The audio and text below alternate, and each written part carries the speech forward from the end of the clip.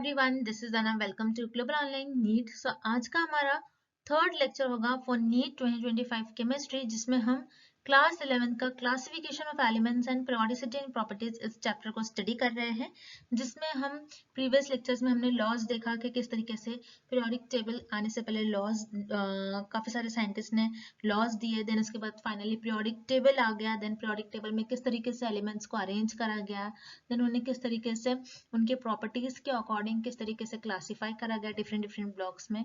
Then आज के session में देखेंगे कि हम हमारा जो पीरियोडिक टेबल है उसमें जो एलिमेंट्स हैं उनमें किस तरीके से पीरियोडिक ट्रेंड है, यानी कि उनके एटॉमिक रेडियस किस तरीके से होते हैं, उनके आयनिक रेडियस का ट्रेंड किस तरीके से है, आयनाइजेशन एंथैल्पी का ट्रेंड किस तरीके से है, ये सारे टर्म्स होते क्या है, इनको डिटेल में हम स्टडी करेंगे और एंड तक जरूर देखिए। और इन सारे टॉपिक्स पर हम एमसीक्यूज भी डिस्कस करेंगे सो दैट कि आपकी जो कॉन्सेप्ट है वो और अच्छी तरीके से आपको समझ में आ जाए और क्लियर हो जाए। तो एंड तक जरूर देखिए, बहुत इंपॉर्टेंट सेशन होने वाला है। और चैनल पर नए हैं तो चैनल को जरूर सब्सक्राइब कर लीजिए। और चलिए आज के इस वीडियो को हम स्टार्ट करते हैं।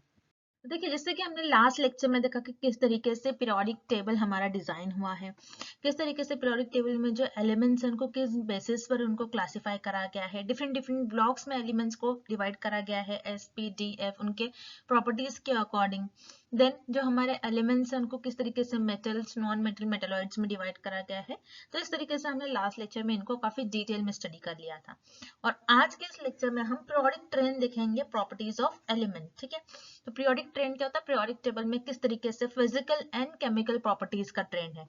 जैसे फॉर एग्जांपल फिजिकल प्रॉपर्टीज की अगर हम बात करें तो किस तरीके से अगर हम टॉप से बॉटम में आ रहे हैं हमारे पीरियोडिक टेबल में, तो किस तरीके से एटॉमिक रेडियाई इंक्रीज हो रहा है या फिर डिक्रीज हो रहा है, आयनिक रेडियाई किस तरीके से हो रहा है, उनके आयनाइजेशन एंथैल्पी वगैरह, तो इस तरीके से पढ़ेंगे। उसी तरीके से आज के इस लेक्चर का हमारा मेन फोकस फिजिकल प्रॉपर्टीज होगा, केमिकल प्रॉपर्टीज को हम नेक्स्ट लेक्चर में डिस्कस करेंगे। तो फिजिकल प्रॉपर्टीज जैसे कि आज के इस लेक्चर में हम डिस्कस कर रहे हैं, जिसमें हम कुछ पॉइंट जैसे कि कुछ प्रॉपर्टीज हुए फिजिकल प्रॉपर्टीज के अंदर, जो कि है atomic radii, ionic radii, ionisation enthalpy. इन थ्री प्रॉपर्टीज को आज के इस लेक्चर में हम कवर करेंगे। और रिमेनिंग जो टू प्रॉपर्टीज है, electron gain enthalpy and electronegativity, तो ये दोनों प्रॉपर्टीज को हम नेक्स्ट लेक्चर में डिस्कस करेंगे, क्योंकि बहुत लेंथी वीडियो हो जाएगा। ठीक है, अब वीडियो को हम आगे बढ़ाते हैं।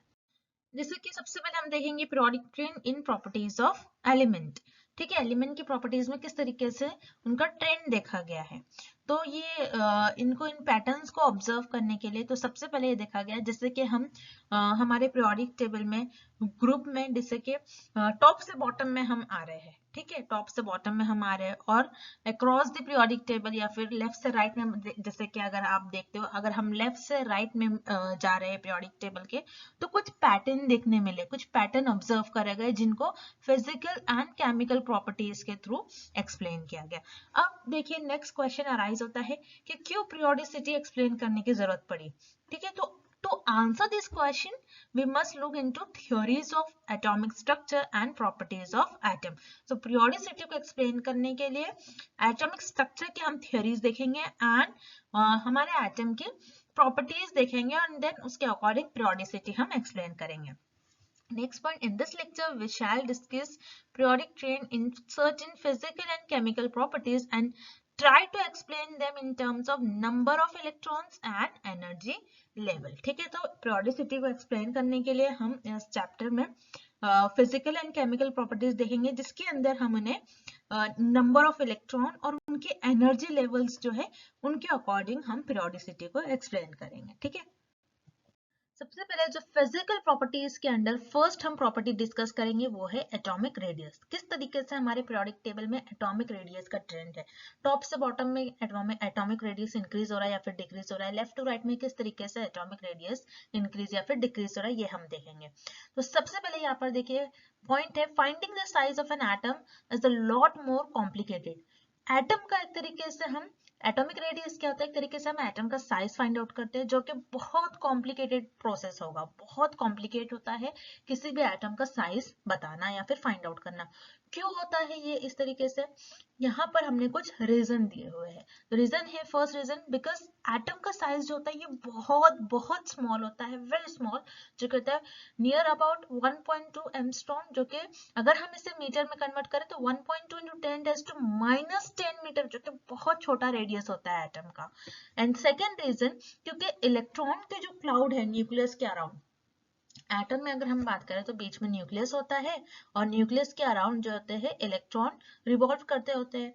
अब इलेक्ट्रॉन जो रिवॉल्व करते रहते हैं उनका वो एक फिक्स्ड, जैसे हमने देखा था प्रीवियस लेक्चर्स में या फिर प्रीवियस चैप्टर की अगर हम बात करें स्ट्रक्चर ऑफ एटम में, हमने देखा कि इलेक्ट्रॉन जो न्यूक्लियस के अराउंड रिवॉल्व कर रहे हैं वो कोई उनका फिक्स्ड एक ऑर्बिट नहीं होता है, ना कोई एक फिक्स्ड उनकी पोजीशन होती है।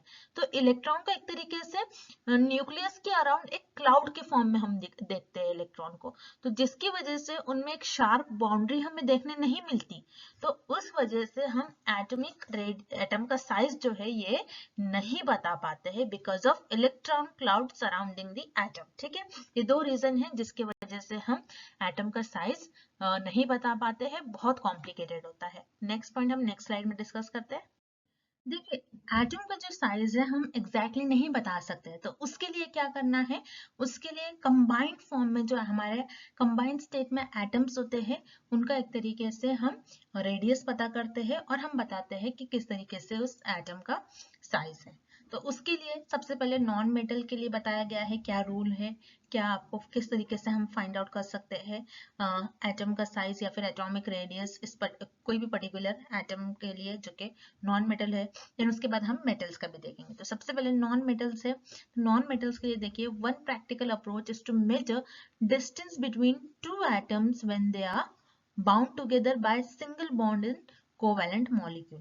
ठीक है, जैसे कि कोई भी एटम हो, कोई भी नॉन मेटल हो, जैसे मान लीजिए फॉर एग्जांपल क्लोरीन, वो क्या होना चाहिए, उसके 2 एटम्स होना चाहिए, सिंगली हम नहीं बता सकते, तो 2 एटम हमने क्लोरीन क्लोरीन ले लिया। ठीक है, अब ये जो बॉन्ड है एक तरीके से ये कोवैलेंट मॉलिक्यूल है, सिंगल बॉन्ड होना चाहिए, इसे क्या कहेंगे डिस्टेंस को, कोवैलेंट रेडियस कहा जाता है।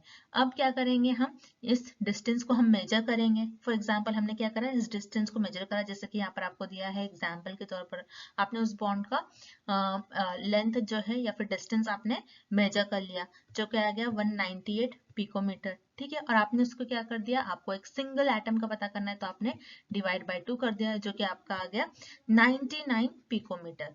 तो 99 पिकोमीटर ये है is taken as the atomic radius of chlorine. Chlorine का एटॉमिक रेडियस 99 पिकोमीटर है। इस तरीके से हमने नॉन मेटल के लिए एटॉमिक रेडियस एक पर्टिकुलर एटम का पता कर लिया, नॉन मेटल्स का। ठीक है, अब हम मेटल्स के लिए देख लेते हैं एटॉमिक रेडियस किस तरीके से होता है। अब देखिए फॉर मेटल्स, मेटल्स में किस तरीके से आप उनका एटॉमिक रेडियस कैलकुलेट कर सकते हो।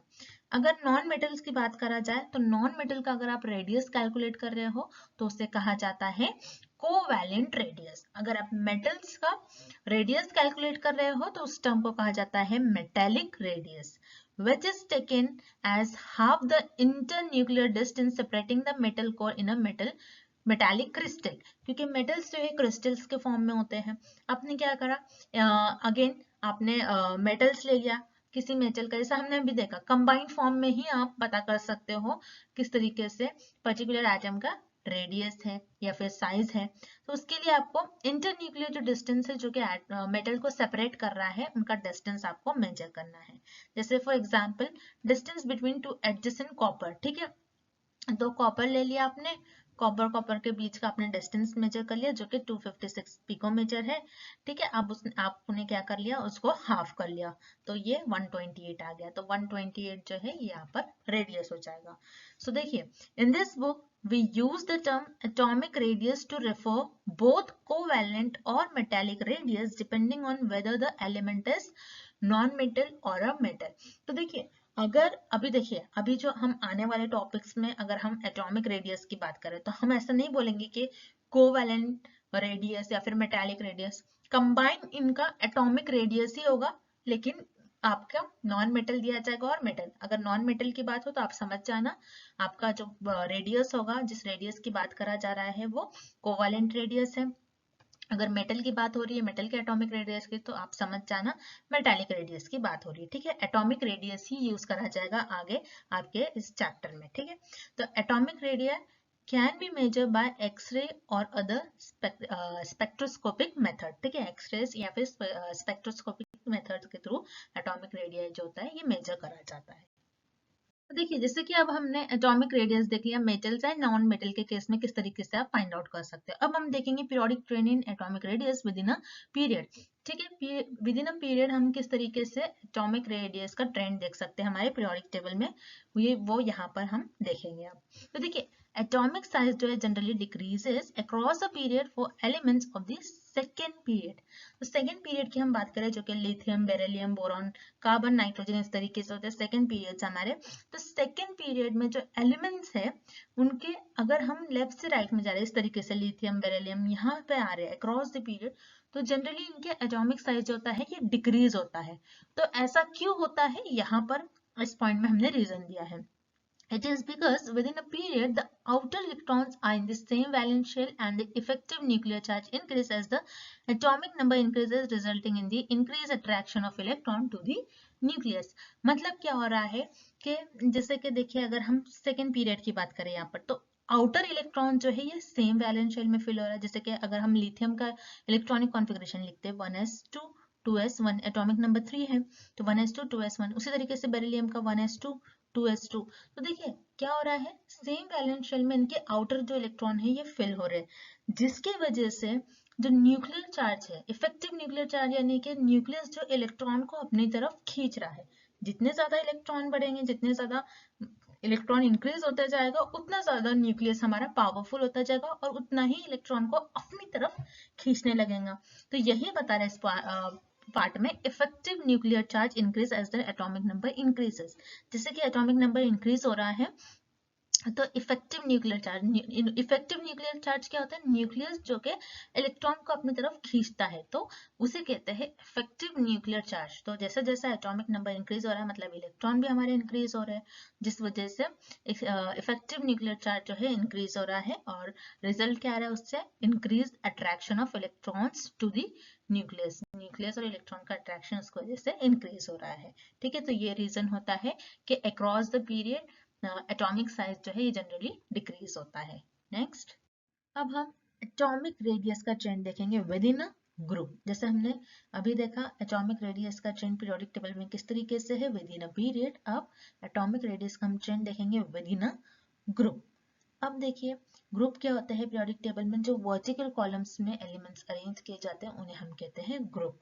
अब एटॉमिक नंबर जैसे जैसे इंक्रीज होता है, एटॉमिक रेडियस भी साइमल्टेनियसली इंक्रीज होता है। जैसे जैसे आप ग्रुप्स में ऊपर से नीचे आओगे उसी तरीके से आपका एटॉमिक रेडियस जो होगा वो इंक्रीज होता जाएगा। तो ऐसा क्यों होता है, this is because as we descend the group the principal quantum number n increases and the valence electron are farther from the nucleus। क्या होता है, जैसे जैसे आप ग्रुप्स में ऊपर से नीचे आने लगते हैं तो प्रिंसिपल क्वांटम नंबर इंक्रीज हो जाता है। किस तरीके से, तो जैसे कि अगर हम लिथियम के केस में देखते हैं, ग्रुप 1 की अगर हम बात करते हैं, तो लिथियम में देखिए जो वैलेंस इलेक्ट्रॉन है ये यहाँ पर 2s ऑर्बिटल में फिल हो रहा है, सोडियम में 3s ऑर्बिटल में फिल हो रहा है। तो क्या हो रहा है, 2 और 3 क्या है यहाँ पर, ये आपकी प्रिंसिपल क्वांटम नंबर है, n की वैल्यू है ये यहाँ पर। तो n की वैल्यू जैसे जैसे इंक्रीज होते जाएगी उस तरीके से क्या होता है, आपके वैलेंस इलेक्ट्रॉन जो है, जैसे इलेक्ट्रॉन तो ऐड हो रहे हैं, बढ़ रहे हैं इलेक्ट्रॉन, तो इलेक्ट्रॉन जो वैलेंस इलेक्ट्रॉन है एंड न्यूक्लियस जो है इनके बीच में गैप हो जाता है। ठीक है, अब ये दूर हो जाते हैं एक दूसरे से। अब ऐसा क्यों होता है, this happens because the inner energy levels are filled with electron which serve to shield outer electrons from the pulling of the nucleus। तो क्या होता है एक तरीके से, ये जैसे कि ये न्यूक्लियस है आपका पॉजिटिव चार्ज, अब ये इलेक्ट्रॉन है कुछ, मान लीजिए 2s ऑर्बिटल का, ये 3s ऑर्बिटल के कुछ इस तरीके से इलेक्ट्रॉन है। तो यहाँ पर जो न्यूक्लियस के करीब वाले इलेक्ट्रॉन होंगे, जो इनर एनर्जी लेवल वाले जो इलेक्ट्रॉन्स जो ऑर्बिटल्स में फिल होंगे, तो ये एक शील्ड की तरह है, ये इस वाले इलेक्ट्रॉन को यहाँ पर न्यूक्लियस से प्रोटेक्ट करेंगे एक तरीके से। तो ये क्या होगा, जिसकी वजह से न्यूक्लियस इस इलेक्ट्रॉन को अपनी तरफ उतनी पावर से नहीं खींच पाएंगा, तो जिसकी वजह से क्या होता है, रेडियस इंक्रीज हो जाता है। तो जैसे जैसे आप हमारा एटॉमिक नंबर इंक्रीज होता है, उसी तरीके से एटॉमिक रेडियाई भी इंक्रीज होता है विद इन अ ग्रुप। ठीक है, नेक्स्ट कुछ पॉइंट्स जो आपको याद रखना है एटॉमिक रेडियस से रिलेटेड। अब देखिए, नोबल गैसेस जो होते हैं, नोबल गैसेस के एटॉमिक रेडियाई को कंसिडर नहीं करा जाता है। क्यों नहीं करा जाता है? क्योंकि ये मोनो एटॉमिक फॉर्म में होते हैं। क्योंकि देखिए, एटॉमिक रेडियस उन स्पीशीज का पता लगाया जा सकता है जो कि डायटोमिक में होते हैं, लेकिन नोबल गैसेस ये मोनो एटॉमिक फॉर्म में होते हैं, ये स्टेबल होते हैं, इसलिए किसी से बॉन्ड नहीं शेयर करते, तो जिसकी वजह से इनका नॉन बॉन्डेड रेडियाई की वैल्यू जो होती है ये बहुत लार्ज होती है। इनफैक्ट देखिए, जब नोबल गैसेस के रेडियस है, हम इसे कोवैलेंट रेडियस से कंपेयर नहीं कर सकते, क्योंकि कोई बॉन्ड ही नहीं बना रहा है, तो हम कोवैलेंट रेडियस से कंपेयर नहीं कर पाएंगे। लेकिन नोबल गैसेस के जो रेडियस है, आप वंडरवॉल्स रेडियस से आप कैलकुलेट कर सकते हो। अब ये वंडरवॉल रेडियस क्या होता है, ये आगे आने वाले चैप्टर्स में आप और डिटेल में स्टडी करेंगे, लेकिन फॉर नाउ आपको बस ये यहाँ पर जो हमने ये पॉइंट दिया है, ये 2 पॉइंट बहुत इंपॉर्टेंट है जो कि एटॉमिक रेडियस से ये पॉइंट्स रिलेटेड है, ये बस आपको याद रखना है। ठीक है, अब सेकेंड हम प्रॉपर्टी की तरफ बढ़ते हैं। अब देखिए, सेकेंड जो प्रॉपर्टी है वो है आयनिक रेडियस। अब देखेंगे हम आयनिक रेडियस का किस तरीके से पीरियोडिक टेबल में और पीरियोडिक एक ट्रेंड है। अब उसके लिए देखिए, सबसे पहले रेडियस तो हमें पता है, एक तरीके से हम डिस्टेंस मेजर कर रहे हैं किसी भी दो एटम का, ठीक है, या फिर किसी भी दो स्पीशीज का। अब यहाँ पर वर्ड आ गया आयनिक, आयंस फॉर्मेशन। आयनिक क्या होता है? Ions formation. तो आयंस क्या होता है? एक तरीके से removal of electron from an atom result in the formation of cation, whereas gain of an electron leads to an anion. तो देखिए, जब भी कोई एटम है, अगर उस एटम के इलेक्ट्रॉन को आप रिमूव करोगे तो वो क्या बन जाता है? कैटायन, जिस पर उस एटम पर आपको पॉजिटिव साइन देखने मिलती है। उसी तरीके से अगर कोई इलेक्ट्रॉन, कोई एटम है और वो इलेक्ट्रॉन ले रहा है, गेन कर रहा है, तो उस केस में उस पर नेगेटिव चार्ज लग जाएगा। अब देखिए, यहाँ पर किस तरीके से आप आयनिक रेडियाई कैलकुलेट करोगे, तो आपको जस्ट सिंपली कैटायन एंड अनायन के बीच का आपको डिस्टेंस मेजर करना है, तो वो आपका हो जाएगा आयनिक रेडियाई। तो कोई भी आयनिक क्रिस्टल्स का, जैसे कि मान लीजिए फॉर एग्जांपल Na+Cl-, तो यहाँ पर आप क्या करोगे, Na+NCl- के बीच का जो डिस्टेंस है उसको आप मेजर कर लोगे, तो वही होगा आपका आयनिक रेडियस। अब आयनिक रेडियस का ट्रेंड किस तरीके से होता है पीरियोडिक टेबल में, सेम जैसे कि अभी हमने देखा एटॉमिक रेडियस का। एटॉमिक रेडियस का जिस तरीके से ट्रेंड होता है विद इन अ ग्रुप और विद इन अ पीरियड, उसी तरीके से आपका आयनिक रेडियस का भी ट्रेंड होता है, same as the atomic radius. Then next point, the cation is smaller than its parent atom because it has fewer electrons while its nuclear charge remains the same. देखिए, क्या होता है, जो cation होता है वो स्मॉल होता है एज इट्स पेरेंट एटम। अब क्या होता है, मान लीजिए कैटायन Na+ को ही हम ले लेते हैं, Na+। अब Na+ का पेरेंट क्या होगा, Na, ठीक है। अब इस केस में क्या होता है, कैटायन जो है आपका स्मॉल होगा, ये यहाँ पर Na+ जो है ये आपका स्मॉल होगा, ऑब्वियसली स्मॉल होगा क्योंकि इसमें इलेक्ट्रॉन कम होंगे एज कम्पेयर टू Na, ठीक है। Na+ आपका स्मॉल होगा, कैटायन हमेशा स्मॉलर होता है than its parent atom because fewer electrons while its nuclear charge remains the same। Nuclear charge दोनों का सेम होगा, लेकिन इनमें जो इलेक्ट्रॉन है ये कम ज्यादा होने की वजह से इनका साइज जो है अगेन कम ज्यादा होता है। तो याद रखिएगा, कैटायन का साइज हमेशा स्मॉलर होता है देन इट्स पेरेंट एटम, ठीक है। नेक्स्ट पॉइंट हम देखते थे। अब देखिए, जैसे हमने कैटायन का साइज देखा, अब एनायन का साइज यहाँ पर बताया। The size of an anion will be larger than that of parent atom because addition of one और more electron will result increase repulsion among the electron and decrease in effective nuclear charge. अब क्या होता है, anion क्या होता है, जैसे for example Cl- और Cl- का पेरेंट एटम क्या होगा, Cl, ठीक है। तो यहाँ पर ये जो Cl- है, यानी जो ये एनायन है, इसका साइज ज्यादा होगा, ये लार्जर होगा Cl से। तो क्यों होगा? क्योंकि देखिए ऑब्वियसली Cl माइनस लग रहा है, यानी कि इलेक्ट्रॉन गेन करा है Cl ने। तो इलेक्ट्रॉन गेन करा है तो वन और मोर इलेक्ट्रॉन्स यहाँ पर ऐड हो सकते हैं, तो इलेक्ट्रॉन इलेक्ट्रॉन का रिपल्शन होने लगता है, जिसकी वजह से इफेक्टिव न्यूक्लियर चार्ज जो होता है वो डिक्रीज हो जाता है। इफेक्टिव न्यूक्लियर चार्ज क्या होता है? जो न्यूक्लियस अपनी तरफ इलेक्ट्रॉन को पुल कर रहा है, खींच रहा है, वो चार्ज यहाँ पर डिक्रीज होता है, क्योंकि इलेक्ट्रॉन इलेक्ट्रॉन का ही रिपल्शन होने लगता है। जैसे फॉर एग्जाम्पल अगर हम आयनिक रेडियस ऑफ फ्लोराइड की बात करें, फ्लोराइड आयन की F माइनस की, तो कितना होता है? 136 पिकोमीटर। उसी तरीके से फ्लोरीन का हम कैलकुलेट करें तो 64। ऑन दी अदर हैंड अगर हम Na प्लस का कैलकुलेट करें तो 95 पिकोमीटर रहता है। उसी तरीके से सिर्फ सोडियम का 186। तो यहाँ पर सोडियम एंड फ्लोराइड आयन क्यों लिया है? Na plus and F plus के लिए, क्योंकि देखिए F माइनस में कितने इलेक्ट्रॉन होते हैं? 10 इलेक्ट्रॉन होते हैं, और सोडियम प्लस में भी 10 इलेक्ट्रॉन होते हैं। तो आपको एक कंपैरिजन कर यहाँ पर बताया है। ठीक है, नेक्स्ट पॉइंट। अब देखिए जैसे हमने देखा अभी Na plus and fluoride ion, तो Na plus and fluoride ion की अगर हम बात करें तो इनके पास क्या है? सेम नंबर ऑफ इलेक्ट्रॉन है।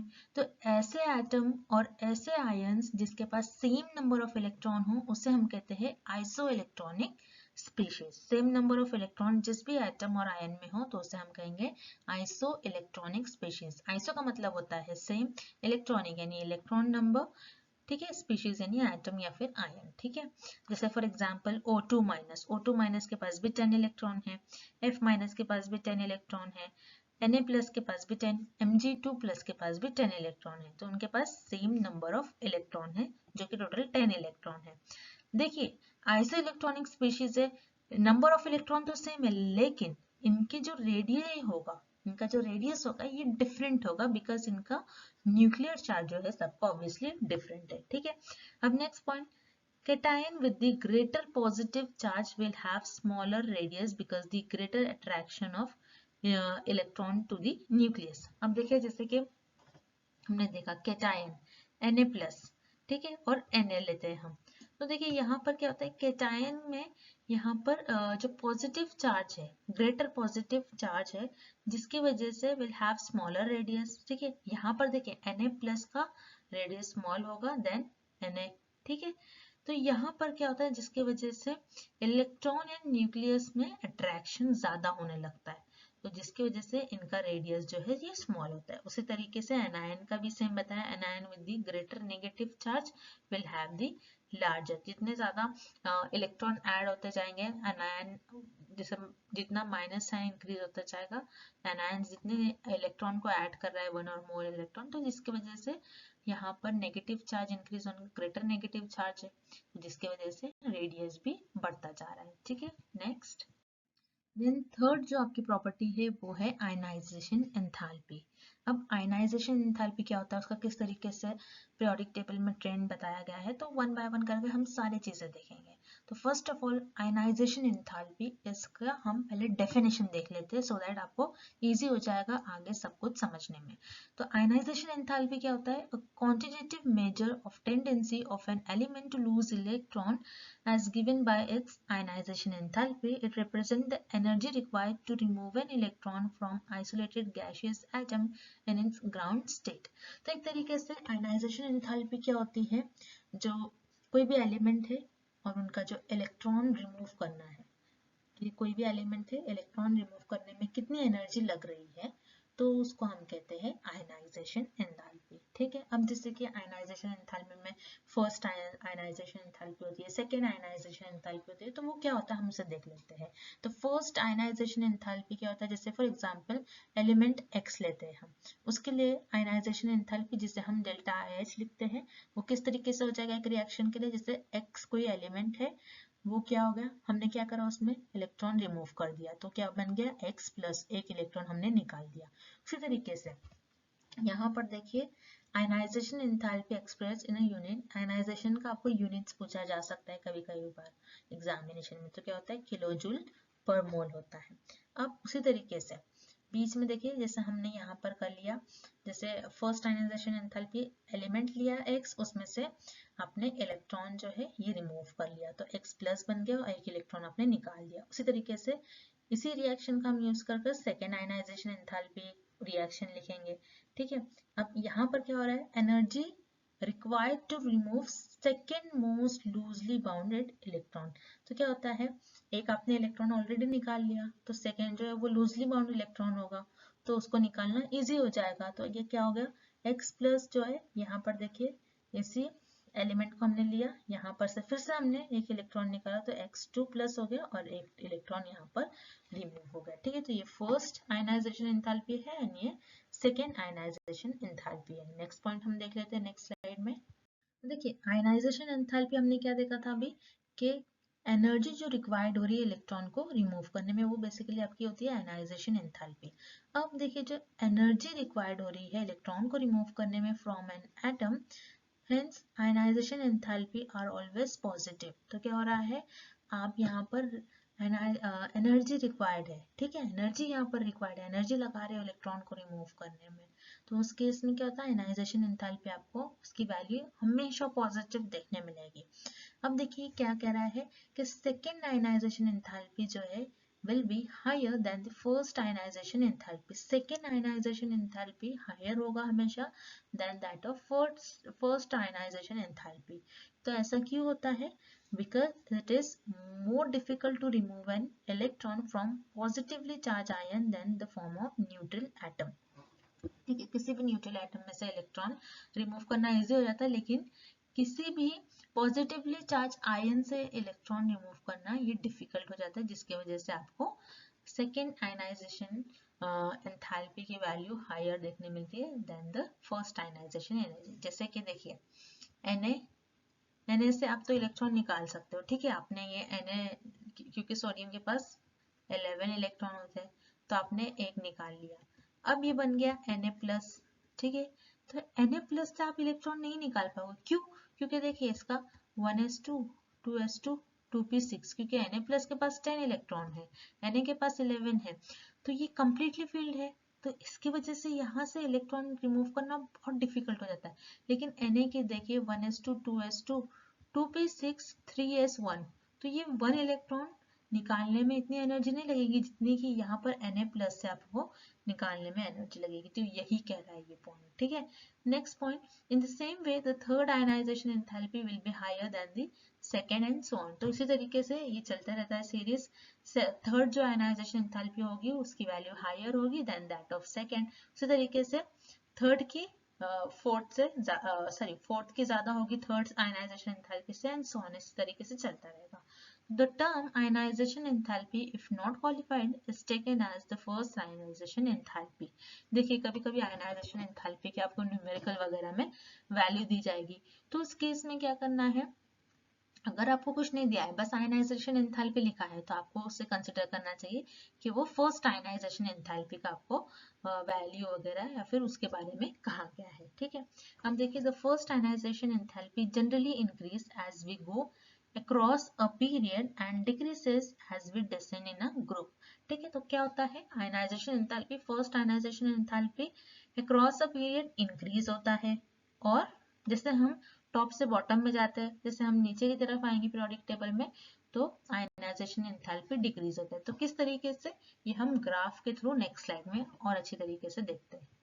अब देखिए आयनाइजेशन एंथैल्पी जो है, ये देखा हमने कि किस तरीके से across a period ionization enthalpy increase होता है, लेकिन इन अ ग्रुप, जैसे हम ऊपर से नीचे आते हैं पीरियोडिक टेबल में, तो उस केस में वर्टिकल कॉलम वाइज क्या होता है, आपका आयनाइजेशन एंथैल्पी डिक्रीज होता है। तो जैसे यहाँ पर फिगर से उन्होंने बताया है, ये आपका है सेकेंड पीरियड है, सेकेंड पीरियड में लिथियम, बेरिलियम, बोरॉन, ठीक है, कार्बन, नाइट्रोजन, ऑक्सीजन, तो उनका एक तरीके से यहाँ पर बताया गया है ग्राफ के थ्रू कि कैसे आयनाइजेशन एंथैल्पी जो है यहाँ पर इंक्रीज हो रही है।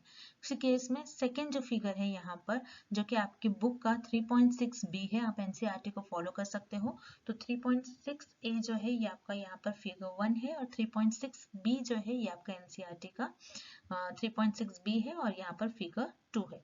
तो फिगर 2 जो है ये ग्रुप में बताया गया है, जैसे लिथियम, सोडियम, पोटेशियम, रुबिडियम, तो ये आपका ये ग्रुप है। ठीक है, फर्स्ट ग्रुप है और ये सेकेंड पीरियड है। तो किस तरीके से ग्रुप में यहाँ पर आयनाइजेशन एंथैल्पी डिक्रीज हो रही है और अक्रॉस द पीरियड किस तरीके से इंक्रीज हो रही है आयनाइजेशन एंथैल्पी, ये यहाँ पर फिगर के थ्रू, ग्राफ के थ्रू आपको बताया गया है।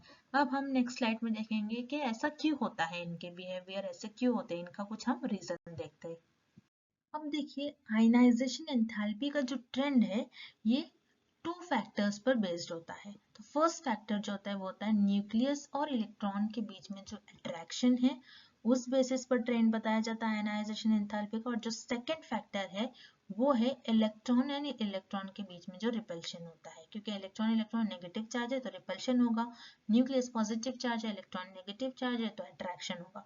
तो इन दो बेसिस पर, इन टू फैक्टर्स पर कंसिडर करा जाएगा आयनाइजेशन एंथैल्पी का ट्रेंड पीरियोडिक टेबल में किस तरीके से। तो देखिए, फर्स्ट ऑफ ऑल देखिए क्या होता है, इफेक्टिव न्यूक्लियर चार्ज जो है एक्सपीरियंस करा जाता है by valence electron in an atom will be less than the actual charge on the nucleus because of shielding or screening। तो क्या होता है, किसी भी एटम में जो वैलेंस इलेक्ट्रॉन होता है और जो न्यूक्लियस होता है, ठीक है, तो उनके बीच में क्या होता है, जो न्यूक्लियर चार्ज होता है यानी इफेक्टिव न्यूक्लियर चार्ज जो है वो कम हो जाता है वैलेंस शेल में जो इलेक्ट्रॉन है और न्यूक्लियस के बीच में।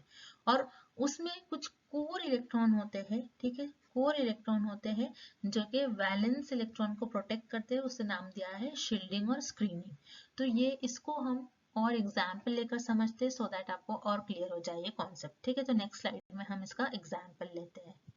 अब जैसे कि देखिए for example lithium, lithium atomic number होता है 3, इलेक्ट्रॉनिक कॉन्फ़िगरेशन 1s2 2s1। तो यहाँ पर क्या होता है, ये जो 1s वाला ऑर्बिटल है ये एज अ शील्ड काम करेगा 2s1 के लिए, ठीक है, 2s ऑर्बिटल के लिए। तो एज अ शील्ड काम करेगा, तो 2s यानी वैलेंस शेल में 1 इलेक्ट्रॉन है, तो न्यूक्लियस और ये जो वैलेंस शेल में जो ये इलेक्ट्रॉन है इनका इफेक्टिव न्यूक्लियर चार्ज जो है ये कम हो जाता है, ठीक है, क्योंकि यहाँ पर 1s ऑर्बिटल जो है यहाँ पर एज अ शील्ड की तरह काम करता है, यानी प्रोटेक्ट करता है एक तरीके से। तो क्यों ऐसा होता है, as a result valence electron experiences net positive charge which is less than the actual of +3। In general shielding is effective when orbitals in the inner shell are completely filled। inner shell completely filled हो गए तभी shielding जो है ये effective होता है। जैसे कि लिथियम में 1s2 ये completely filled है, ठीक है, जो भी वैलेंस शेल में जितने भी इलेक्ट्रॉन है उससे पहले जो भी आपके ऑर्बिटल्स होने चाहिए वो completely filled होने चाहिए। This situation occurs in case of alkali metals which have single outermost ns electron preceded by a noble gas electronic configuration। तो क्या होता है, अल्कली मेटल्स क्या होते हैं, लिथियम, सोडियम, पोटेशियम। आप देखोगे इनके वैलेंस शेल में सिर्फ एक ही इलेक्ट्रॉन होता है और ये एक इलेक्ट्रॉन, अगर ये एक इलेक्ट्रॉन अपना किसी को डोनेट कर दे तो एक तरीके से ये नोबल गैसेस की इलेक्ट्रॉनिक कॉन्फ़िगरेशन की तरह सेम हो जाते हैं, क्योंकि ये कंप्लीटली फिल्ड हो जाते हैं, यही बता रहा है ये। तो अल्कली मेटल्स में ही जनरली इस तरीके से होता है, ठीक है। नेक्स्ट पॉइंट, अब हम देखते हैं आयनाइजेशन एंथैल्पी का किस तरीके से ट्रेंड है विद इन अ ग्रुप और विद इन अ पीरियड। तो सबसे पहले जैसे देखिए, अगर हम सेकेंड पीरियड की बात करें जो कि लिथियम टू फ्लोरीन होता है अक्रॉस द सेकेंड पीरियड, तो उसमें क्या होता है, जो इलेक्ट्रॉन ऐड हो रहे हैं वो सेम प्रिंसिपल क्वांटम वाले ऑर्बिटल में ऐड हो रहे हैं, जिसकी वजह से बहुत ज़्यादा फर्क नहीं पड़ता है न्यूक्लियस एंड इलेक्ट्रॉन के बीच में, इनका जो अट्रैक्शन है उसके बीच में कोई ज़्यादा फर्क नहीं पड़ता है। तो जिसकी वजह से न्यूक्लियस जो है इलेक्ट्रॉन को अपनी तरफ खींचते रहता है, पुल करते रहता है। तो इसीलिए अक्रॉस द पीरियड जो आपका आयनाइजेशन एंथैल्पी है ये इंक्रीज होता है, increasing nuclear charge outweighs the shielding. तो क्या हो रहा है इस केस में, क्योंकि देखिए न्यूक्लियस के चार्ज पर कुछ ज्यादा फर्क नहीं पड़ रहा है, क्योंकि सेम प्रिंसिपल क्वांटम वाले ऑर्बिटल में आपके इलेक्ट्रॉन ऐड हो रहे हैं। तो जिसकी वजह से न्यूक्लियर चार्ज जो है ये डोमिनेट कर जाता है शील्डिंग पर, ठीक है। तो इसीलिए अक्रॉस अ पीरियड क्या होता है, आपका आयनाइजेशन एंथैल्पी इंक्रीज होता है, ये बात याद रखनी है आपको। देखिए ionization enthalpy across the period कैसे होती है हमने देख लिया। देखिए ionization enthalpy across the period increase होती है, क्यों, क्योंकि आउटर मोस्ट जो इलेक्ट्रॉन है ये न्यूक्लियस से tightly more and more tightly held होता है, तो जिसकी वजह से आयनाइजेशन एंथैल्पी इंक्रीज होती है अक्रॉस द पीरियड। अब हम देखेंगे इन अ ग्रुप, कि किस तरीके से आयनाइजेशन एंथैल्पी का ट्रेंड होता है। तो as we down a group, the outermost electron being increasingly farther from the nucleus, there is an increased shielding of the nuclear charge by electron in the inner levels। तो क्या होता है, जैसे top से bottom में आएंगे आप या फिर ग्रुप वाइज देखेंगे आप पीरियोडिक टेबल में, जो आउटर मोस्ट इलेक्ट्रॉन होते हैं उनमें क्या हो रहा है, इलेक्ट्रॉन एक तरीके से इंक्रीज हो रहे हैं, जिसकी वजह से न्यूक्लियस और उस आउटर मोस्ट शेल में जो इलेक्ट्रॉन है उनमें एक तरीके से डिस्टेंस ज़्यादा हो रहा है, ठीक है। इफेक्टिव न्यूक्लियर चार्ज जो है ये ज़्यादा हो रहा है, तो जिसकी वजह से यहाँ पर शील्डिंग इफेक्ट इंक्रीज होता है। जो शील्ड है यानी कि जो इलेक्ट्रॉन इलेक्ट्रॉन रिपल्शन है वो इंक्रीज हो जाएगा। तो यही बता रहा है ग्रुप में। इसी की वजह से अगर हम ग्रुप में देखते हैं तो ग्रुप में आयनाइजेशन एंथैल्पी आपको डिक्रीज देखने मिलता है। In case increase shielding outweighs the increasing nuclear charge and removal of outer electron requires less energy down a group. तो क्या होता है यहाँ पर देखिए, ग्रुप में क्या होता है, शील्डिंग जो है ये डोमिनेट करती है न्यूक्लियर चार्ज को, लेकिन जैसा हमने पीरियड में देखा, पीरियड में क्या होता है, न्यूक्लियर चार्ज जो है ये डोमिनेट करती है शील्डिंग को। तो इसका अपोजिट होता है ग्रुप में, शील्डिंग जो है डोमिनेट करती है न्यूक्लियर चार्ज को, जिसकी वजह से जो आउटर मोस्ट शेल में जो इलेक्ट्रॉन है उसको निकालने में आपको काफी कम एनर्जी लगेगी।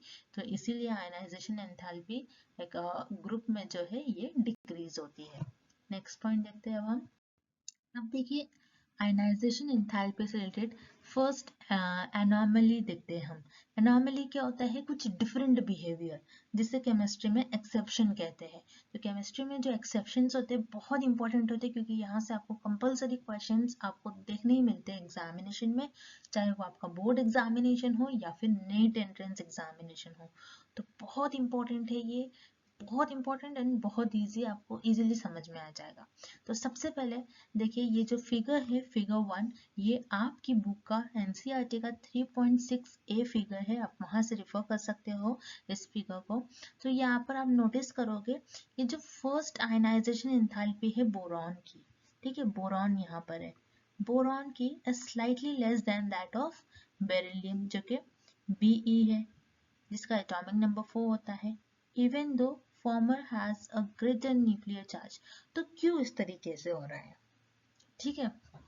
वैसे तो होना क्या चाहिए था, पहले बेरिलियम का आयनाइजेशन एंथैल्पी होना चाहिए था एंड देन बोरॉन की ज्यादा होना चाहिए था, क्योंकि हमने देखा across a period ionization enthalpy increase होती है, लेकिन कुछ एक्सेप्शन है, क्योंकि बोरॉन की आयनाइजेशन एनर्जी स्लाइटली कम होती है एज कम्पेयर टू बेरिलियम। तो ऐसा क्यों होता है उसका यहाँ पर नीचे इन्होंने रीजन दिया है, ये हम देख लेते हैं। So when we consider same principal quantum number level, and s electron is attracted to the nucleus more than the p electron, ठीक है। तो जैसे कि अगर हम बोरॉन का इलेक्ट्रॉनिक कॉन्फ़िगरेशन पहले हम लिखते हैं तो आपको और इजीली समझ में आ जाएगा, 1s2 2s 2 2p1। इसी तरीके से बेरिलियम का अगर हम लिखते हैं 1s2 2s2, ठीक है, क्योंकि 4 ही इलेक्ट्रॉन है और बोरॉन में 5 है। तो क्या होता है, देखिए यहाँ पर जो बता रहा है कि अगर हम कंसिडर करें principal quantum number level of an s electron is attracted to the nucleus more. अब s ऑर्बिटल जो है न्यूक्लियस से मोर अट्रैक्टेड है, क्योंकि ये न्यूक्लियस से करीब है देन द p इलेक्ट्रॉन, ठीक है, p ऑर्बिटल में जो इलेक्ट्रॉन है। इन बेरिलियम में क्या होता है, electron remove during the ionization is an s electron, whereas the electron removed during the ionization boron is a p electron. तो क्या होता है, यहाँ पर p इलेक्ट्रॉन है, 2p इलेक्ट्रॉन है, और यहाँ पर बेरिलियम में 2s इलेक्ट्रॉन है। तो क्या होता है, बोरॉन में p इलेक्ट्रॉन से p ऑर्बिटल से इलेक्ट्रॉन निकालना इजी हो जाता है एज कम्पेयर टू बेरिलियम, क्योंकि s ऑर्बिटल में जो इलेक्ट्रॉन है ये न्यूक्लियस से ज्यादा टाइटली हेल्ड है, तो जिसकी वजह से इनकी आयनाइजेशन एनर्जी ज्यादा होती है, इनको इलेक्ट्रॉन निकालने में ज्यादा एनर्जी आपकी लगेगी एज कम्पेयर टू बोरॉन, ठीक है, जो कि 2p में है। तो इसीलिए यहाँ पर बोरॉन की जो आयनाइजेशन एनर्जी होती है, आयनाइजेशन एंथैल्पी होती है, वो स्लाइटली लेस होती है एज कम्पेयर टू बेरिलियम, ये एक रीजन है। देन नेक्स्ट एनॉमली हम देखते हैं। अब देखिए जो सेकेंड एनोमली है यानी कि आयनाइजेशन एंथैल्पी के जो हमने ट्रेंड देखा उसमें सेकेंड जो डिफरेंट चीज हमें देखने मिली, जो हमने सेकेंड डिफरेंट बिहेवियर नोटिस करा वो क्या था। तो another anomaly is the smaller first ionization enthalpy of oxygen compare to nitrogen. वैसे तो ऑक्सीजन की ज्यादा होना चाहिए था एज कंपेयर टू नाइट्रोजन, क्योंकि नाइट्रोजन का एटॉमिक नंबर 7 है, ऑक्सीजन का 8 है। लेकिन होता क्या है, ऑक्सीजन का आयनाइजेशन एंथैल्पी कम होता है एज कंपेयर टू नाइट्रोजन। तो ऐसा क्यों होता है? This is because in the nitrogen atom 2p electron reside in different atomic orbital according to Hertz rule, whereas in the oxygen atom 2 of the 4 2p electron must occupy the same 2p orbital, resulting in increased electron repulsion। तो देखिए क्या होता है, nitrogen के case में अगर हम electronic configuration लिखते हैं, नाइट्रोजन का एटॉमिक नंबर 7 होता है, 1s2 2s2 2p3 होता है। यानी 3 ऑर्बिटल में आपके जो इलेक्ट्रॉन है कुछ इस तरीके से होते हैं, ठीक है। फुल्ली फिल्ड होता है या फिर हाफ फिल्ड होते हैं। तो देखिए जब भी ऑर्बिटल्स में इलेक्ट्रॉन फुल फिल हो या फिर हाफ फिल्ड हो, वो मोस्ट स्टेबल स्टेट में होते हैं।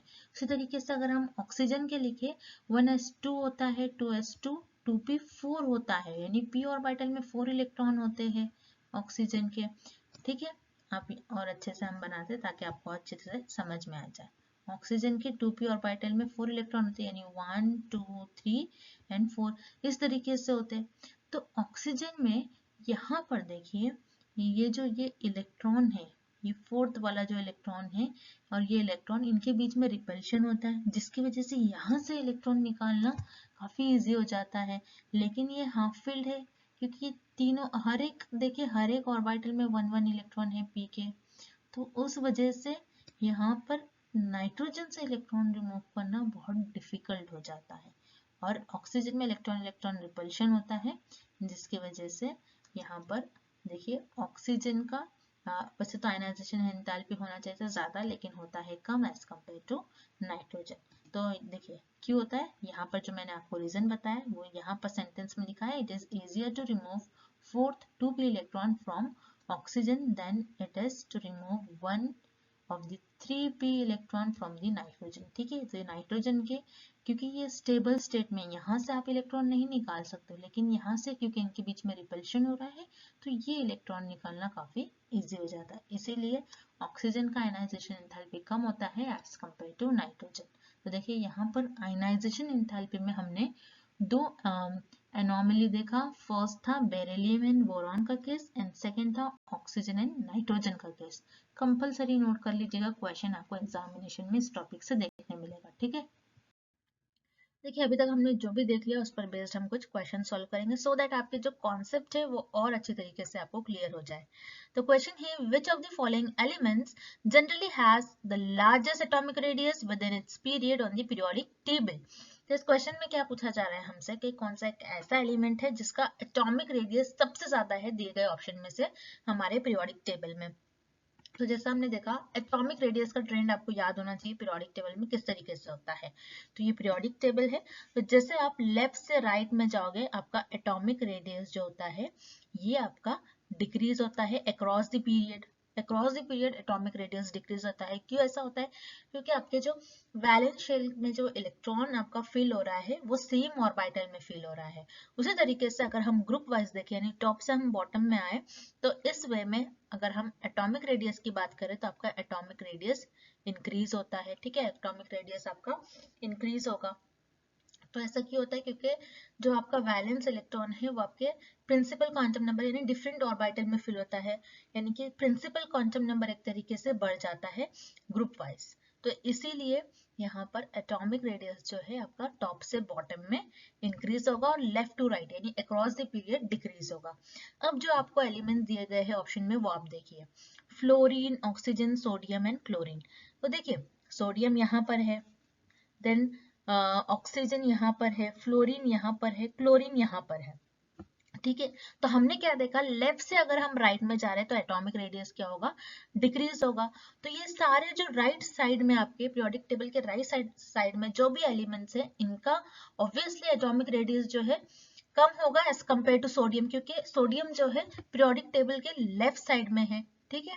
तो इसीलिए यहाँ पर सोडियम जो होगा, सोडियम एलिमेंट का सबसे ज्यादा एटॉमिक रेडियस होगा, क्योंकि ये पीरियोडिक टेबल के लेफ्ट साइड में प्रेजेंट है। तो इसीलिए इस क्वेश्चन का आपका करेक्ट आंसर हो जाएगा option C, sodium. Next, The atomic radius of non-metals is typically referred to as। तो देखिए इस क्वेश्चन में हमसे क्या पूछा जा रहा है, नॉन मेटल के अगर आप एटॉमिक रेडियस कैलकुलेट करोगे तो उसे क्या कहा जाता है उस टर्म को। तो देखिए नॉन मेटल्स चूंकि कोवैलेंट बॉन्ड बनाते हैं, उनमें कोवैलेंट बॉन्ड होते हैं, इसीलिए उनके रेडियस को कहा जाता है नॉन मेटल्स के कोवैलेंट रेडियस, ठीक है। और अगर मेटल्स होता है एग्जामिनेशन में, अगर यहाँ पर आपको मेटल्स के बारे में पूछा जाता है तो मेटेलिक रेडियस होता है, लेकिन नॉन मेटल्स के केस में उनका जो एटॉमिक रेडियस आप कैलकुलेट करोगे तो उस टर्म को कहा जाता है कोवैलेंट रेडियस। तो इसीलिए इस क्वेश्चन का आपका ऑप्शन सी करेक्ट आंसर हो जाएगा। Next, Which of the following elements would have the lowest ionization energy? तो देखिए इस क्वेश्चन में हमें पूछा गया है कौन से दिए गए एलिमेंट्स में से कौन सा एक ऐसा एलिमेंट है जिसका सबसे कम आयनाइजेशन एनर्जी होगी। आयनाइजेशन एनर्जी या फिर आयनाइजेशन एंथैल्पी क्या होता है कि किसी भी एटम में से इलेक्ट्रॉन रिमूव करने में जो आप एनर्जी लगा रहे हो वो कितनी रिक्वायर्ड है, उसे हम कहते हैं आयनाइजेशन एनर्जी, ठीक है। तो जैसे कि फॉर एग्जांपल आपको जो एलिमेंट्स दिए गए हैं उनका एटॉमिक नंबर और आप उसका इलेक्ट्रॉनिक कॉन्फ़िगरेशन लिख लो तो आपको इजीली आंसर मिल जाएगा। जैसे कि हीलियम एटॉमिक नंबर होता है 2, इलेक्ट्रॉनिक कॉन्फ़िगरेशन 1s2। लिथियम का होता है 3 atomic number and electronic configuration 1s2 2s1। उसी तरीके से ऑक्सीजन का होता है 8 atomic number and electronic configuration होता है 1s2 2s2 2p4। उसी तरीके से neon atomic number 10, electronic configuration 1s2 2s2 2p6, इस तरीके से होता है। तो देखिए यहाँ पर अगर आप गौर से देखो तो हीलियम एंड नियॉन ये दो एक ऐसे एलिमेंट यहाँ पर आपको ऑप्शन में दिए गए जिनके लास्ट जो ऑर्बिटल है ये कंप्लीटली फिल्ड है, मतलब ये स्टेबल है और एक तरीके से ये नोबल गैस है। तो हीलियम और नियॉन में से आपको इलेक्ट्रॉन निकालना है तो आपको बहुत ज्यादा एनर्जी रिक्वायर्ड होगी, आयनाइजेशन एनर्जी बहुत हाई होगी। तो ऑब्वियसली यहाँ पर for this question option A और डी तो आपका आंसर नहीं होगा, या तो आंसर आपका बी और सी में से होगा, ठीक है। तो आप इस तरीके से ऑप्शन में से आपको जो इनकरेक्ट ऑप्शन है पहले आप एलिमिनेट कर दो तो आपको आंसर मार्क करने में काफी आसानी होगी, ठीक है। अब लिथियम, लिथियम एंड ऑक्सीजन में देखिए लास्ट ऑर्बिटल में 2s ऑर्बिटल में 1 इलेक्ट्रॉन है और 2p ऑर्बिटल में 4 इलेक्ट्रॉन है। देखिए यानी कि s ऑर्बिटल में 1 एंड यहाँ पर p ऑर्बिटल में 3 इलेक्ट्रॉन है, 1 2 3 सॉरी 4 इलेक्ट्रॉन है एंड यहाँ पर आपका 4 आ जाएगा। तो यहाँ पर देखिए ऑक्सीजन में यहाँ पर 2 इलेक्ट्रॉन है, यहाँ से आपको एक इलेक्ट्रॉन निकालना है तो हाँ कुछ अमाउंट ऑफ एनर्जी रिक्वायर्ड होगी, लेकिन जब कोई सिर्फ एक ही इलेक्ट्रॉन है किसी ऑर्बिटल में तो उसको रिमूव करने में कम एनर्जी लगती है। तो लिथियम में 2s ऑर्बिटल में जो 1 इलेक्ट्रॉन है और ऑक्सीजन में 2p ऑर्बिटल में जो 4 इलेक्ट्रॉन है, तो एज कंपेयर टू इस इलेक्ट्रॉन में और इस इलेक्ट्रॉन में सबसे कम एनर्जी आपकी लिथियम में लगेगी क्योंकि सिर्फ एक ही इलेक्ट्रॉन है। इसीलिए इस क्वेश्चन का आपका करेक्ट आंसर हो जाएगा ऑप्शन बी, क्योंकि लिथियम के पास सिर्फ एक ही इलेक्ट्रॉन है आउटरमोस्ट शेल में और आपको आयनाइजेशन एनर्जी यहाँ पर उस इलेक्ट्रॉन को निकालने में बहुत कम लगेगी, ठीक है। Next, when comparing ions with the same electronic configuration isoelectronic, which ion will have the largest radius? तो इस क्वेश्चन में हमसे क्या पूछा गया है कि यहाँ पर हमें कुछ आयंस दिए गए हैं, पॉजिटिव नेगेटिव चार्ज आयंस दिए गए हैं, तो ऐसे आयन जिनका आइसो इलेक्ट्रॉनिक स्पीशीज है वो आयन, यानी कि उनके पास सेम नंबर ऑफ इलेक्ट्रॉन है, इलेक्ट्रॉनिक कॉन्फ़िगरेशन उनका सेम है, तो उस केस में सबसे ज्यादा किस आयन का रेडियस ज्यादा होगा हमें ये बताना है। तो देखिए पहले तो हम ऑप्शंस देख लेते हैं। The ion with the highest positive charge, then option B the ion with the lowest positive charge. Highest positive charge है तो कम इलेक्ट्रॉन होंगे, लोएस्ट पॉजिटिव चार्ज है तो हो सकता जो हाईएस्ट पॉजिटिव चार्ज में इलेक्ट्रॉन है उससे थोड़े ज्यादा हो, लेकिन ऑप्शन सी आपको दिया है the ion with the highest negative charge, यानी देखिए जितना ज्यादा किसी भी एटम के पास जितना ज्यादा नेगेटिव चार्ज होगा उतने ज्यादा उनके पास इलेक्ट्रॉन्स होंगे, ठीक है। इलेक्ट्रॉन ज्यादा होंगे कब, जब नेगेटिव चार्ज, ठीक है सॉरी नेगेटिव चार्ज जो है कोई भी इलेक्ट्रॉन पर नेगेटिव चार्ज ज्यादा हो तो उस केस में इलेक्ट्रॉन ज्यादा होंगे, और हमने देखा एटॉमिक रेडियस और आपके एटम का जो रेडियस होता है, जितने ज्यादा इलेक्ट्रॉन होंगे उतना ज्यादा आपका रेडियस होगा, क्योंकि हमने देखा टॉप से बॉटम में एटॉमिक रेडियस जो होता है वो इंक्रीज होता है। तो जितने ज्यादा आपके एटम के पास इलेक्ट्रॉन होंगे उतने ज्यादा उस एटम का रेडियस होगा। तो बस यही आपको रिलेशन याद रखना है। तो यहाँ पर इसीलिए इस क्वेश्चन का आपका करेक्ट आंसर हो जाएगा option C, the ion with the highest negative charge. Next, which of the following ions has the largest ionic radius? तो हमें कुछ आयंस दिए गए हैं, हमें बताना है किस आयन का आयनिक रेडियस ज्यादा होगा। ठीक है, तो आयनिक रेडियस जैसे कि एटॉमिक रेडियस जो होता है, जो हमने एटॉमिक रेडियस का ट्रेंड देखा, तो सेम आयनिक रेडियस का भी ट्रेंड होता है। आयनिक रेडियस क्या होता है, जो भी कैटायंस और एनायंस है उनके बीच का अगर आप डिस्टेंस कैलकुलेट करोगे तो आपको आयनिक रेडियस मिल जाएगा। अब आयनिक रेडियस का ट्रेंड आपको याद होना चाहिए पीरियोडिक टेबल में किस तरीके से होता है। तो देखिए, लेफ्ट से अगर आप राइट में जाओगे यानी across the period ionic radius जो होता है, आयनिक रेडियस आपका ये आपका डिक्रीज होता है, और टॉप से अगर आप बॉटम में आओगे तो आयनिक रेडियस आपका इंक्रीज होता है, सेम एज एटॉमिक रेडियस। ठीक है, तो आयनिक रेडियस लेफ्ट से राइट में क्या हो रहा है, डिक्रीज हो रहा है, और टॉप से बॉटम में इंक्रीज हो रहा है। अब देखिए, आपको जो आयंस दिए गए हैं पहले वो देख लीजिए, sodium, magnesium, aluminium, sodium, magnesium and aluminium, and आपको पोटेशियम दिया गया है।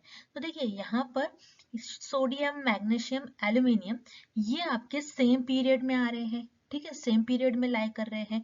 तो देखिए, जैसे लेफ्ट से आप राइट में जा रहे हो तो आयनिक रेडियस क्या होगा, यहाँ पर डिक्रीज हो जाएगा, लेकिन टॉप से आप बॉटम में आ रहे हो तो आयनिक रेडियस इंक्रीज हो रहा है, यानी सबसे ज्यादा किसका होगा यहाँ पर, पोटेशियम का होगा।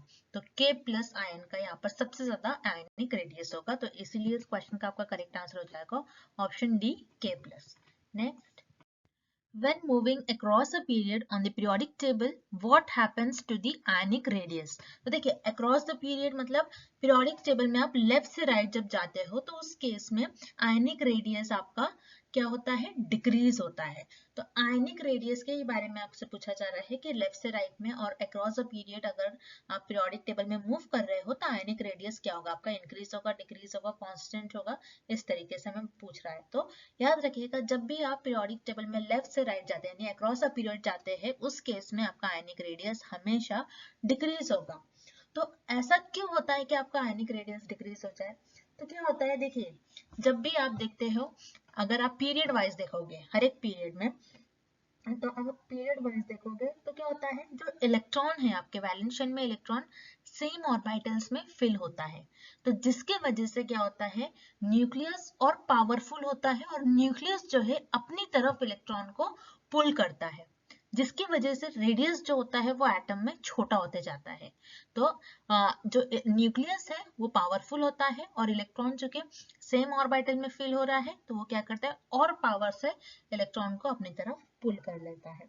तो इसीलिए आयनिक रेडियस जो होता है पीरियोडिक टेबल में across a period ionic radius आपका डिक्रीज होता है, यानी लेफ्ट से राइट में अगर आप पीरियोडिक टेबल में मूव करोगे तो आयनिक रेडियस आपका डिक्रीज होगा। तो यही रीजन है, तो यहाँ पर आपका ऑप्शन भी करेक्ट हो जाएगा।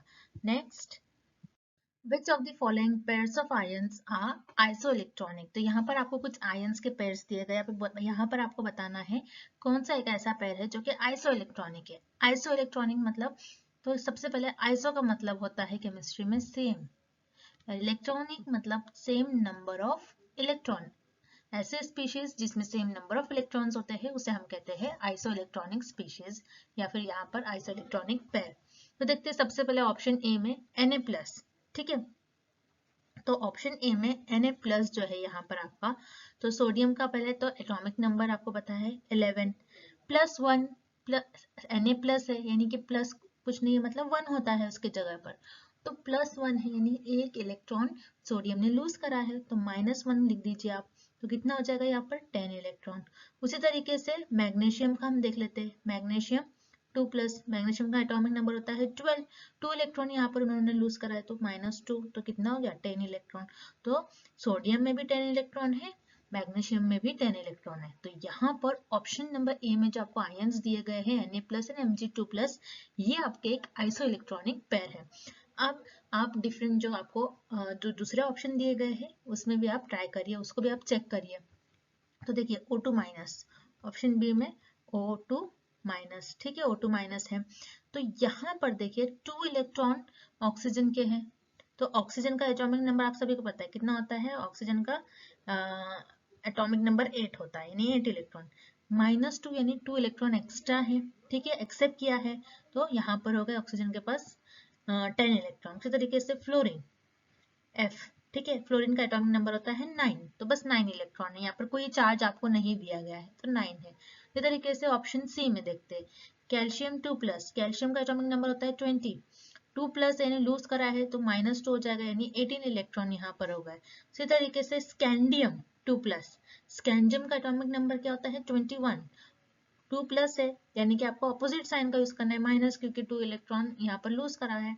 तो 21 - 2 इज 19, ठीक है, तो 19 इलेक्ट्रॉन है और 18 इलेक्ट्रॉन है ऑप्शन सी में।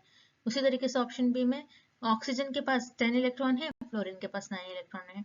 तो इसी तरीके से ऑप्शन ए में 10 है, ठीक है, सोडियम के पास 10, मैग्नीशियम के पास 10, तो ये क्या होगा आपका एक आइसो इलेक्ट्रॉनिक स्पीशीज। तो इसलिए इस क्वेश्चन का आपका करेक्ट आंसर हो जाएगा option A. Next, Which of the following factors affects ionization enthalpy? तो देखिए यहाँ पर हमें क्या पूछा जा रहा है कि आयनाइजेशन एंथैल्पी में कौन से फैक्टर अफेक्ट करते हैं।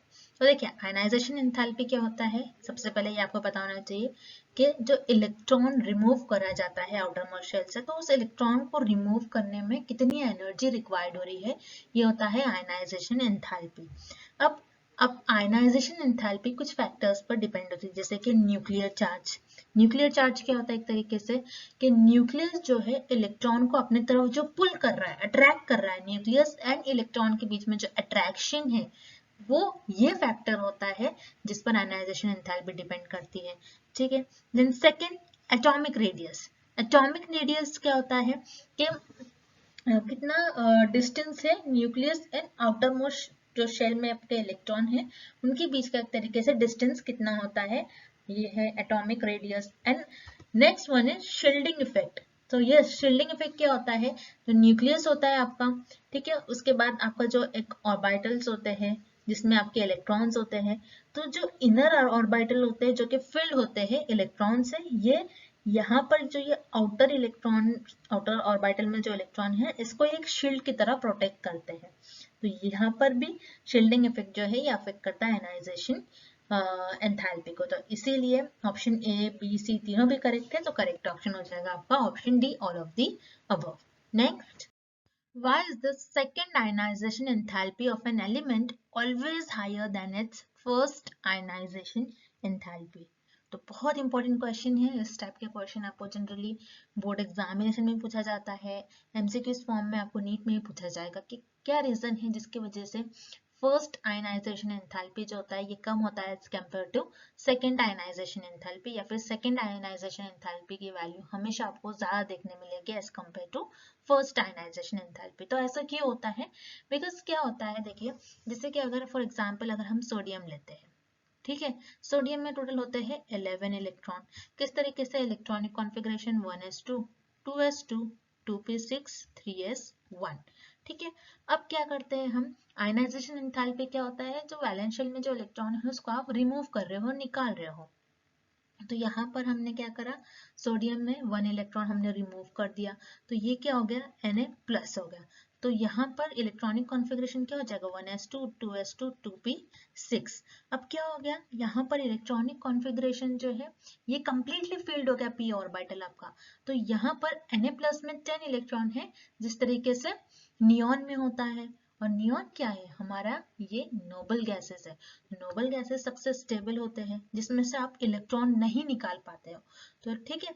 तो देखिए एटम जैसे होते हैं या फिर एलिमेंट्स जैसे होते हैं जिनमें अगर आप एक इलेक्ट्रॉन निकाल दो तो उसकी वजह से क्या होता है, न्यूक्लियस से बाकी सारे इलेक्ट्रॉन, न्यूक्लियस उन सारे इलेक्ट्रॉन को टाइटली हेल्ड करता है, जिसकी वजह से आपको अगर फिर से अगर आपको इलेक्ट्रॉन रिमूव करना है तो वो निकालने में आपको बहुत ज्यादा, इलेक्ट्रॉन को निकालने में बहुत ज्यादा ही एनर्जी आपको लगाना पड़ता है। तो जिसकी वजह से सेकेंड आयनाइजेशन एंथैल्पी जो है इसमें आपको ज्यादा एनर्जी लगती है as compare to first ionization enthalpy. तो यहाँ पर देखिए फॉर दिस क्वेश्चन ऑप्शन भी आपका करेक्ट हो जाएगा। यहाँ पर रीजन लिखा है because the positive ion formed after the first ionization has stronger attraction to the remaining electron, जिस तरीके से हमने यहाँ पर सोडियम में देखा, ठीक है। तो इसीलिए यहाँ पर आपका ऑप्शन भी करेक्ट हो जाएगा। Next, which of the following elements would have the lowest ionization enthalpy? तो यहाँ पर देखिए हमें कुछ एलिमेंट्स दिए गए हैं, मैग्नीशियम, कैल्शियम, बेरियम, बेरिलियम। तो हमें बताना है इन सारे एलिमेंट्स में से कौन सा एक ऐसा एलिमेंट है जिसका लोएस्ट आयनाइजेशन एंथैल्पी होगा। तो देखिए आयनाइजेशन एंथैल्पी तो समझ गया कि इलेक्ट्रॉन को रिमूव करने में कितनी एनर्जी रिक्वायर्ड हो रही है, वो होता है आपका आयनाइजेशन एंथैल्पी। अब आपको पीरियोडिक टेबल में ट्रेंड पता होना चाहिए। जैसे कि अगर हम लेफ्ट से राइट में जाए अक्रॉस अ पीरियड देखें हम आयनाइजेशन एंथैल्पी, तो across a period ionization enthalpy जो होता है आपका ionization enthalpy across a period आपके इंक्रीज होती है, ठीक है। और टॉप से बॉटम में आयनाइजेशन एंथैल्पी जो होती है आपकी टॉप से बॉटम में डिक्रीज होती है, ठीक है। टॉप से बॉटम में डिक्रीज होती है आयनाइजेशन एंथैल्पी, लेकिन लेफ्ट से राइट में अगर आप जाओगे तो आयनाइजेशन एंथैल्पी इंक्रीज होती है। तो क्यों इस तरीके से होता है? क्योंकि देखिए लेफ्ट से अगर आप राइट में जा रहे हो तो वैलेंस इलेक्ट्रॉन आपको जो लास्ट इलेक्ट्रॉन फील हो रहा है वो सेम ऑर्बिटल में हो रहा है और न्यूक्लियस के करीब होता है वो। तो न्यूक्लियस जो है उन इलेक्ट्रॉन को टाइटली हेल्ड करता है, तो उसमें से इलेक्ट्रॉन रिमूव करना बहुत ज्यादा एनर्जी लग जाती है। तो इसकी वजह से आयनाइजेशन एंथैल्पी यहाँ पर ज्यादा होती है अक्रॉस द पीरियड। लेकिन टॉप से हम बॉटम में आते हैं तो उस केस में क्या होता है, इलेक्ट्रॉन जो है ये बढ़ते जाते हैं, ठीक है। डिफरेंट डिफरेंट ऑर्बिटल्स में पहले s में होता है, 2s में होता है, फिर 3s में होता है, इनका प्रिंसिपल क्वांटम नंबर बढ़ते जाता है। तो जिसकी वजह से इलेक्ट्रॉन जो है न्यूक्लियस से दूर चला जाता है, तो उसमें से इलेक्ट्रॉन को रिमूव करना इजी हो जाता है। इसीलिए यहाँ पर टॉप से बॉटम में आयनाइजेशन एंथैल्पी जो है ये डिक्रीज होती है। अब देखिए आपको जो एलिमेंट्स दिए गए हैं ऑप्शन में, मैग्नीशियम दिया गया है जो कि यहाँ पर है, देन कैल्शियम दिया गया है एटॉमिक नंबर 20, बेरियम दिया गया है जो कि 56 से, एंड बेरिलियम, बेरिलियम आपका होता है यहाँ पर एटॉमिक नंबर 4। तो देखिए beryllium, magnesium, calcium and then उसके बाद आ रहा है बेरियम। तो सबसे लास्ट जो नीचे की तरफ आ रहा है ये आ रहा है बेरियम। तो सबसे कम जो लोएस्ट आयनाइजेशन एंथैल्पी होगी वो बेरियम के केसेस में होगी, क्योंकि न्यूक्लियस से इलेक्ट्रॉन काफी ज्यादा दूर है तो इलेक्ट्रॉन को रिमूव करना बहुत ईजी हो जाता है। तो इसीलिए यहाँ पर आपका ऑप्शन सी करेक्ट हो जाएगा, बेरियम। So that's it. अब इस सेशन को हम यही एंड करते हैं। आई होप कि ये सेशन आपके लिए काफी हेल्पफुल रहा हो। आपके जो भी क्वेश्चंस है, आपके जो भी डाउट्स है, आप हमें कमेंट करके पूछ सकते हो। And thank you for watching this video.